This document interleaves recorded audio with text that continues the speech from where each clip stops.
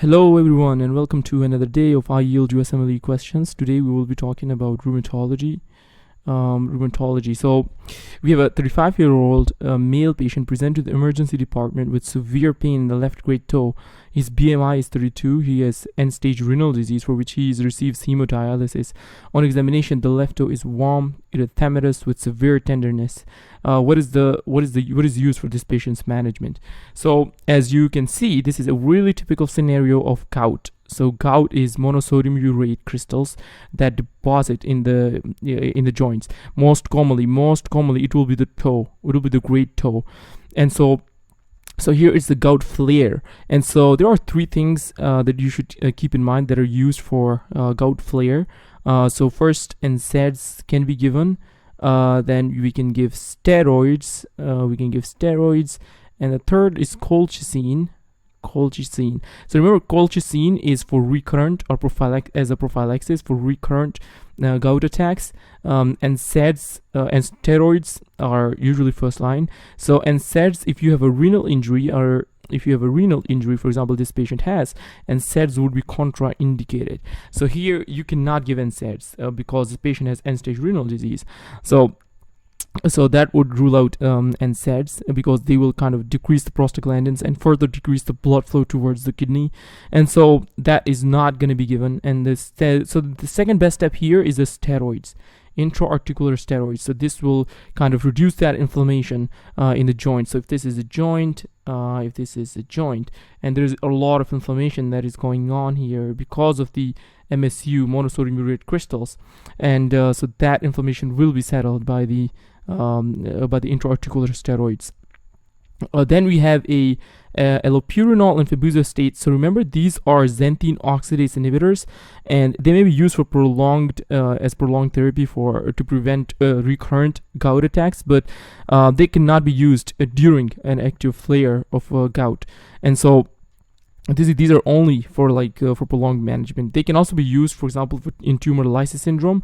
Also, like before chemo, you can use it as a prophylaxis. So with IV fluids, so you can give fluids, you can give febuxostate or allopurinol, and there's another one called resburicase. Those can be used. And so let's touch a little on the biochemistry. So we have a purine metabolism. So we have the purines. They are kind of broken down into hypoxanthines. Remember, pure is gold, is the mnemonic. Pure is gold. So the purines include adenine, and guanine. And so it is broken down into hypoxanthine. Then the hypoxanthine is kind of broken down into xanthine, and the xanthine is converted into uric acid, and then that uric acid is converted into allantoin, and this is kind of excreted in the urine. And so now, first, let's talk about the steps. Here is xanthine oxidase involved. And here we have urate oxidase. And so remember, so these two, febuxostat and allopurinol, they will kind of block this step, and so then you don't form the uric acid, and so the uric acid is not going to be available to be deposited in the joint to cause inflammation in gout. And so that is ruled out because they're used for chronic management, not during acute attack. So then we have something called here, another thing called the resburicase, and here you are going to inhibit this urate oxidase. They inhibit the uric oxidase, and that is going to convert uric acid into a more soluble form, which is excreted in the urine. So this is something about the pathway of the uric acid metabolism and the purine catabolism.